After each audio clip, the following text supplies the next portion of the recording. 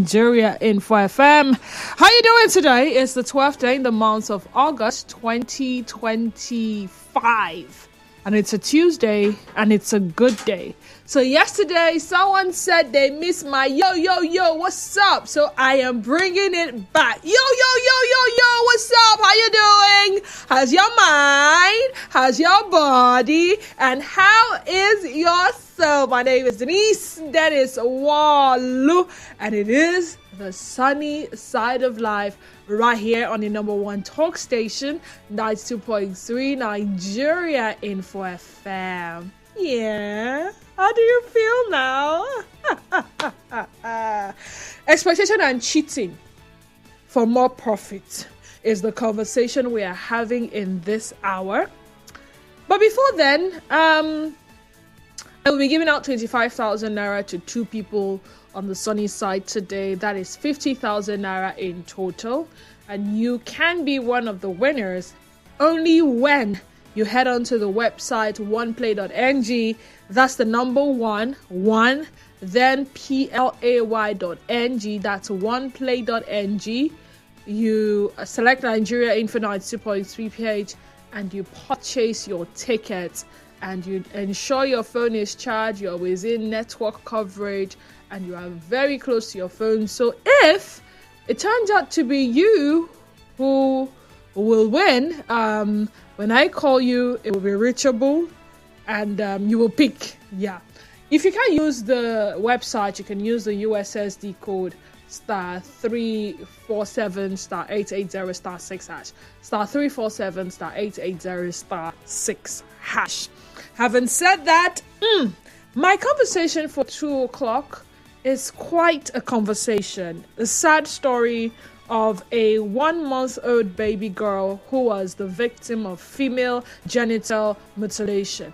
And this is 2025, and we're still having these conversations, these harmful cultural practices. It happened in the Gambia, by the way, and while you may be wondering what their laws have to say about it, it's been outlawed, right? This is not supposed to be happening. Nigeria has its own laws against female genital mutilation. Are there cultural or traditional pressures that still contribute to its practice? And if so, how can communities be better supported to abandon the practice? The tragic death in the Gambia highlights the severe and often fatal health risks of female genital mutilation. How can public health campaigns and education be used to more effectively communicate these dangers, particularly to those who still believe it's a harmless tradition here in Nigeria? And finally, there is a law, right? Yet it seems to persist.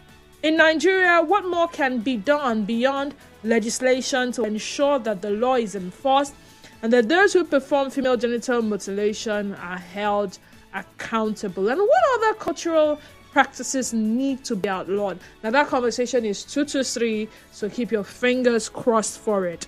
Having said that, let's dive right into the conversation for this hour, shall we? Head on to X. Our X handle is at Nigeria Info page, and our Facebook page is Nigeria Info 92.3 page. Go there, watch live, but most importantly, be a part of the conversation by dropping your comments in the comment section. And then, of course, YouTube, Nigeria Info Port Harcourt, and watch us live on YouTube.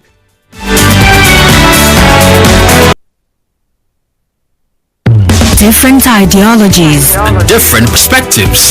Share your views on the sunny side. 92.3 Nigeria Info.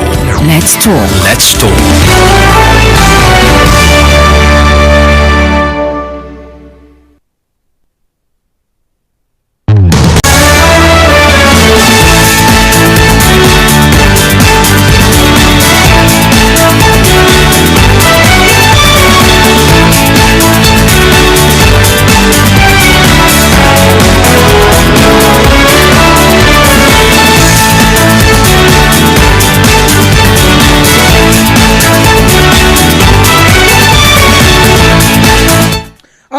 Welcome back.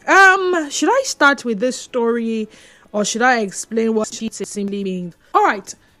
The act of selfishly taking advantage of someone or a group of people in order to profit from them or otherwise benefit oneself. That's exploitation. Cheating is also somewhat related to exploitation. It's more like eating your cake. You want to eat your cake and have it kind of situation. So between customers, consumers, manufacturers, dealers, wholesalers, retailers, these things do happen. Between service providers and their customers, these things do happen. But let me share a story that maybe a lot of us can relate to. Over the weekend, I had to pick up the iron. I had gone there maybe on a Monday to drop off the clothes. And having asked how much this particular clothes were, the guy counted his of up and down 20 pieces, 10 pairs. And he, for a pair, ironing alone was already washed, would go for 400 now. Now, I made the mistake. From my end, I did 400 multiplied by 20 instead of 400 multiplied by 10. And it gave me 8,000 naira. And upon picking up the clothes on Saturday night, I did a transfer of 8,000 naira to the said guy's account. I had no idea he was not the owner of the business. On Sunday morning, on the way to church, it just flashed. I was driving to church, and it came back to me. It's more like it's all coming back to me now. I remembered picking 10 pairs in the laundry bags they were packaged with. And it just occurred to me that I had paid this guy excess of 4,000 naira. And immediately I called the guy, and because I had made a mistake, the guy now insisted that the original price for the ironing was 400 naira per piece of clothes. So it means 2 of them is 800 naira. I said, how does that even sound? You clearly told me that wash and ironing for 2 of them is 1,000 naira. How come I have done the washing and drying and everything, and then you're just going to iron and you're going to charge me 800? He said that was what he said. I said, all right, fine. Let me remind you that I have been here before, and you had told me it was 250, up and down 500 naira. But because for some reason I felt like I could go back and iron them myself, I stepped away. I felt me coming back another time, you had looked at the quantity of things I wanted to iron and you had given me a discount. Or because you knew that the 250 you told me the other time chased me away, you wanted to be more. And he said, no, Sarah, go do it like that. If I use gen. If I said no, it was never a matter of whether you use gen or you use electricity. This was clearly a mistake on my part. I punched the calculator. I miscalculated. Now that I have seen my error, and he didn't object when I told him. So he still knew what he was doing. But the fact that I reach out to you and I try to speak amicably with you and you feel like you're right, it's no problem. But you see, I have both ends, all right? I have paid for something only to discover I overpaid. And when I went back to them, they did me a refund.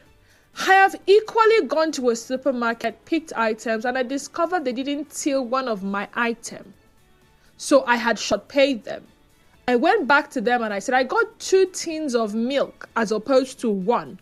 I noticed that you charged me for 1. So this is the balance. And they're so grateful. I say this because it's business. The last thing anybody would want to do is encounter loss, whether it's the business or the customer.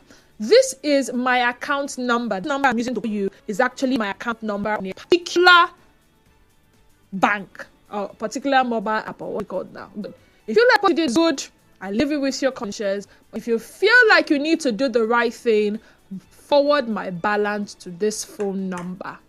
And then I went away. And all through the remaining hours of the day, I kept pondering on how It starts from the little things.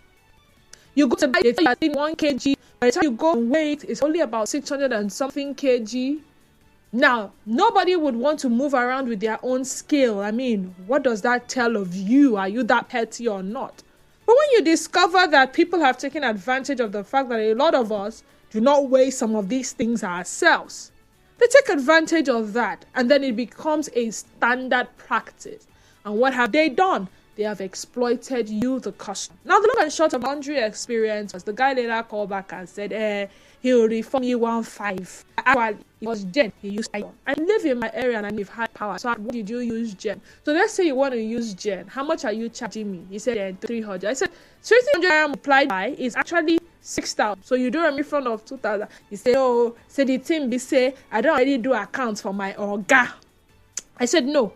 I paid that money to your personal account, not an Oga. And he said, I want to pay from my pocket because I don't already send down to Oga. I said, why did you even use your own account to collect money for your Oga? He said, because sometimes before I go call my Oga, come ask whether you don't receive them, customer they away. So they use my account. Okay, it's you know what? Whatever you want to do, that's up to you.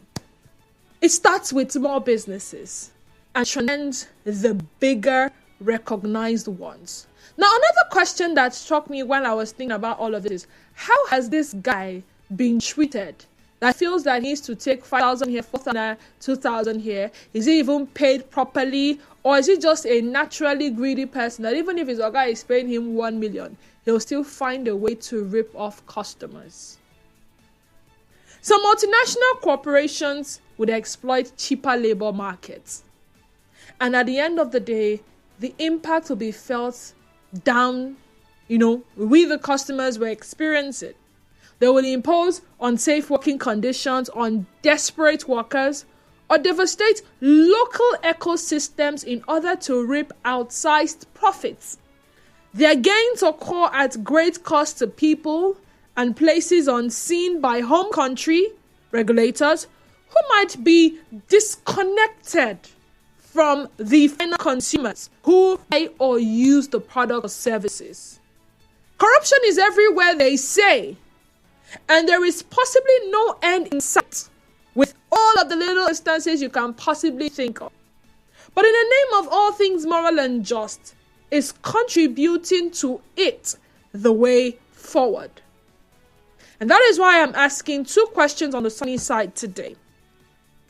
Should consumers prioritize ethical sourcing and production when making purchasing decisions, even if it means paying higher prices for goods and services? Think about it. At the end of the day, we all want quality. We do not want to feel cheated. It's a system, right?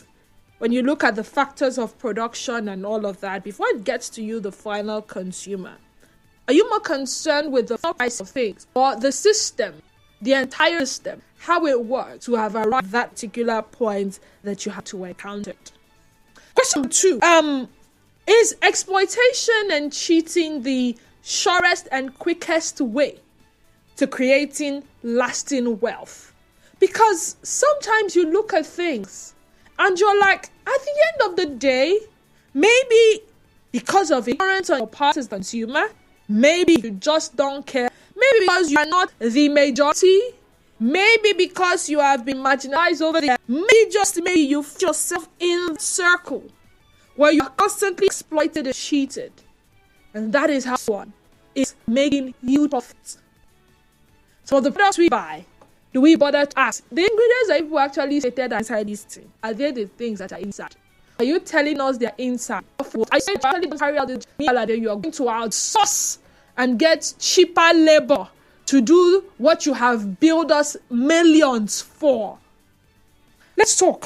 0817 923 0002 0817 923 0002. We also have 0817 923 0003. Again, 0817 923 0003. We have the WhatsApp and Telegram number for your WhatsApp and Telegram messages. It is 08. Facebook page remains Nigeria Info 92.3 PH. Go there, watch us live, but most importantly, be a part of the conversation by dropping your comments in the comment section or calling any of the phone numbers earlier advertised. You can also call 817-90009. Thank you. Is messaging us from Facebook, and his reads, yes, consumers should. But consumers are classified anyway. While the price-conscious consumer will not be able to, quality-conscious consumers will. While the price-conscious consumer will not be able to, quality consumers will. Interesting.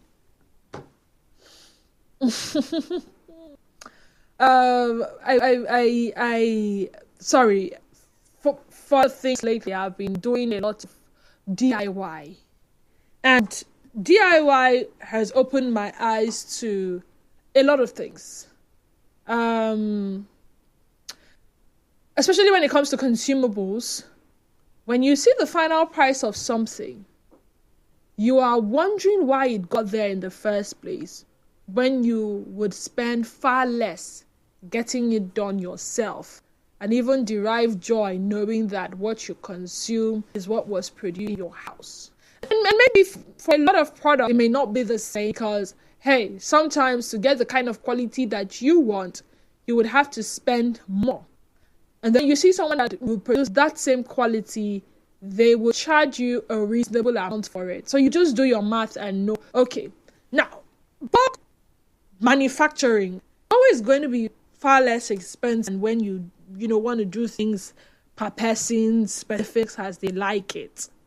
The machines are automated to run things the way they're supposed to run them, but you are going to do things in a more manual way, and you're going to be a part of every process. They're two different things. So you make chin-chin in your house. The quality, how it will turn out, will be different from the ones made at some of the factories that produce them. So you don't expect the end result. But then at the end of the day, you still expect some level of... When after all said and done, you're going to pay 200 naira for the said products that by the time you open it, you can literally count how many seeds or how many pieces are inside. And the rest of the pack is as if they just blew air. People are buying. Nobody is asking questions. And that is why the first question makes a lot of sense.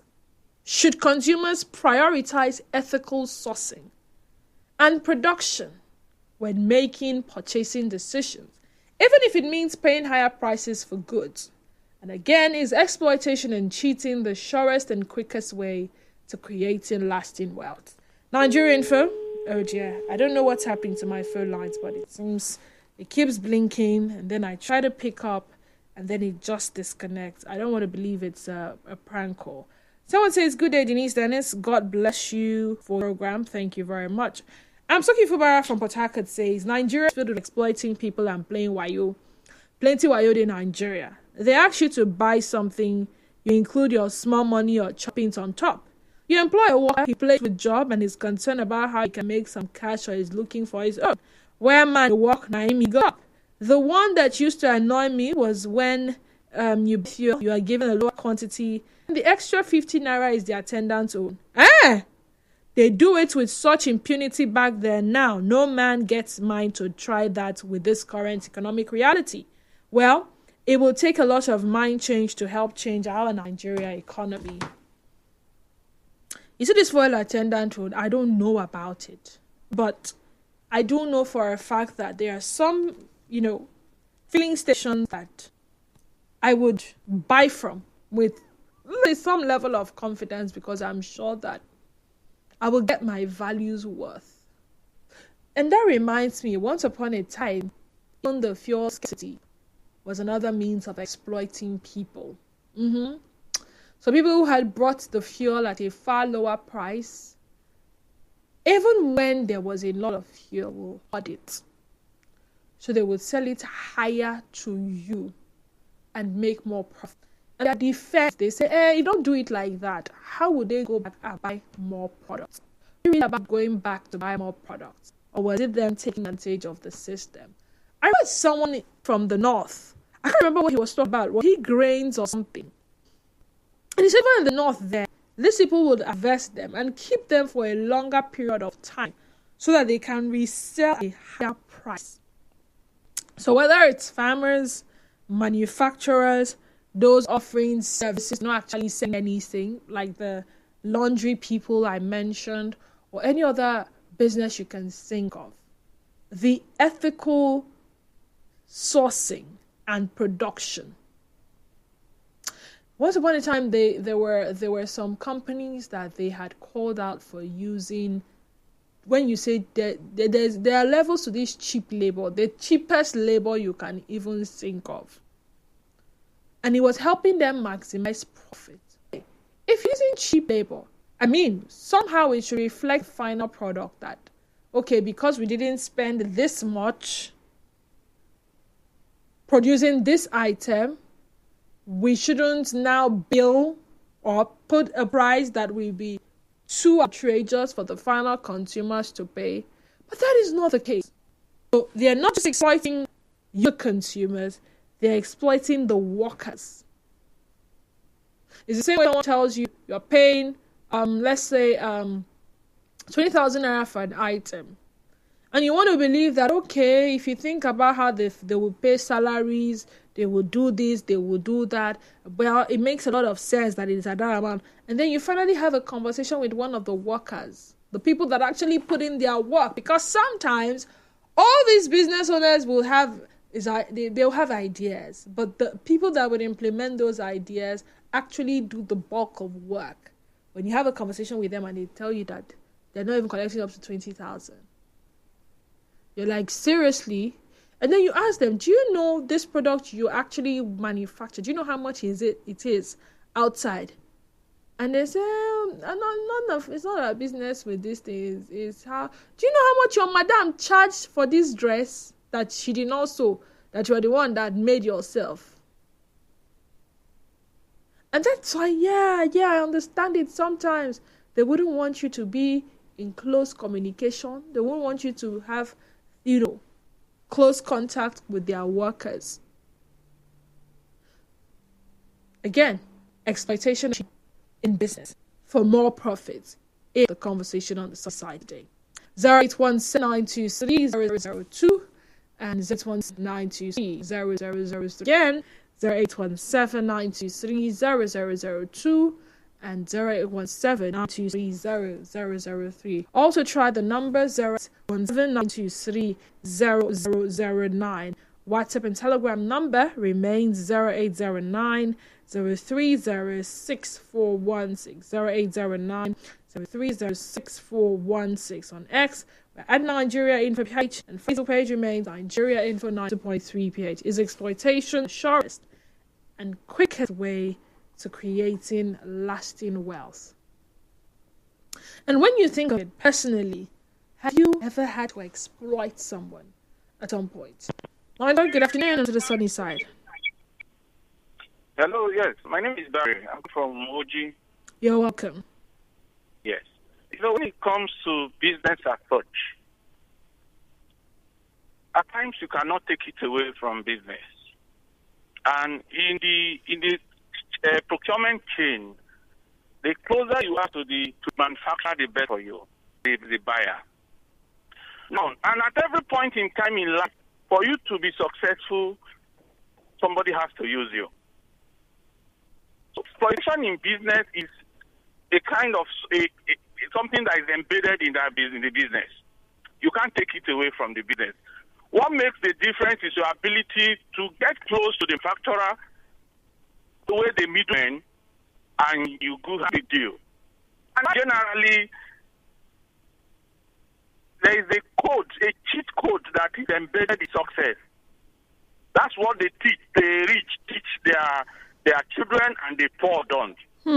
Just like you have it in the Bible that Solomon or somebody that had to do tax collector. The children said that our father used speak or whatever, we were going to use something to flog you. It's part of it. And you cannot take it away from it. And that's what makes the difference. Even the person that is the madam is charging 2 naira over something that is 1 naira 50 kobo is there for the person to be able to get close to the buyer, make your advert, do your business development, and at the end of the day, you have it. But so long as business is concerned, it's part of it. Thank you. All right, thank you too. Nigerian Info, good afternoon to you and welcome. Yeah, Mr. Zion. All right, Mr. Zion, you have less than 60 seconds because I have to go on the news break. Exploitation does not prosper a business. Go and check the history. The more you exploit people, the more you run short of profits. What success business is turnover. That is the secret they don't know. Turnover. Those who I can look at offices, their shop, their business environment, party, get on them, they are insured. The environment don't be meant for business. I said before, the reason you see most businesses exploring shops is because their job. All right. All right, thank you. We go on the break. West conversation continues. It's one.